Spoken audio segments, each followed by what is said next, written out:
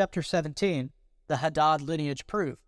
When you review the Edomite Kings list in Genesis 36, 31 through 39, and 1 Chronicles 1, 43 through 50, you'll notice there are 8 kings mentioned before an Israelite ruled in Canaan: Bela, Jobab, Husham, Hadad son of Bedad, Samlah of Masrekah, Shaul of Rehoboth, Baal-Hanan, and Hadad, also known as Hadar. The 3 first kings of Israel were Saul, David, and Solomon during 1050 to 931 BC.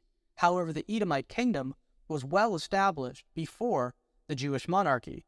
Now there is a man named Hadad the Edomite, who was one of the last living descendants of the royal line of Edomites. He was a contemporary of Solomon. The Lord caused Hadad the Edomite, a member of the family of the king of Edom, to become Solomon's enemy. 1 Kings 11:14. Now what you will notice is if Jobab is whom the book of Job is referring to, we also have a genealogical match with Hadad, who would have arrived being king around 956 BC during the time of Solomon, and about 550 years after the life of Jobab, from around 1716 to 1506 BC. Genesis 36:34 says, when Jobab died, Husham from the land of the Terminites succeeded him as king. If Jobab died in 1506 BC, we see that 5 Edomite kings succeeded him before Hadad, the adversary of Solomon, took the helm as the last of the Edomite royalty. The span of these rulers was about 500 years, but you must remember the people lived to be 120 to 100 years old during that time period, so it's not inaccurate mathematics. The town that Hadad ruled was called Pau, which was considered an Egyptian city. Hadad the Edomite gained his wife in Egypt and was raised in Egypt as a boy. We see a double proof that Jobab is truly the Edomite king referred to in the book of Job, because the Edomite kings list provides evidence for Hadad the Edomite, who is the last Edomite ruler having Egyptian ties. The book of Kings account provides the context, 1 Kings 11:17 through 19. At that time, Hadad was only a young boy, so he ran away to Egypt with some of his father's officers. They left Midian and went to Paran, where they were joined by other men. Then they all went to Egypt to see the king, who gave Hadad a house and some food and some land. The king liked Hadad so much, he gave Hadad a wife, the sister of Tahpenes, the king's wife.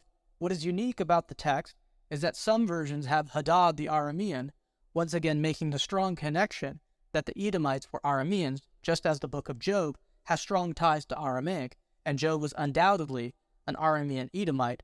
Remember, Jesus spoke Aramaic. Moreover, Dr. Farber on Torah.com reveals in his article that the Edomite Kings list is post-Mosaic and was not written during the first writing of Genesis.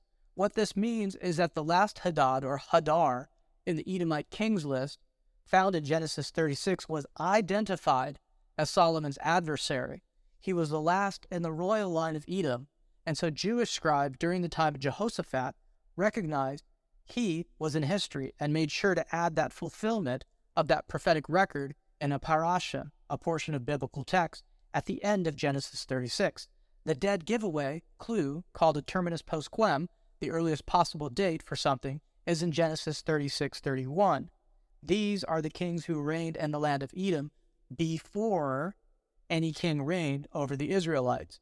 This means that the Jewish scribe historian who added the record to Genesis was living during the times of the kings of Israel and not the era of Moses. In fact, the wife of Hadad, Mehetabel, was the sister of Tahpenes. Both were daughters of the Pharaoh at that time. What we see is the Aramean Edomite, Hadad, had married Egyptian royalty. Interestingly, if the prophet Jeremiah is the author of Kings, he spent time in the city of Tahpenes in Egypt when in exile, Jeremiah 43:1 through 7. Essentially, I'm pointing out that the Edomite Kings list in Genesis 36, 31 through 39 was added later into Genesis as Jewish scribes confirmed during the Jeremiah era that Hadad the Aramean was the fulfillment of the last royal in the Edomite royal line.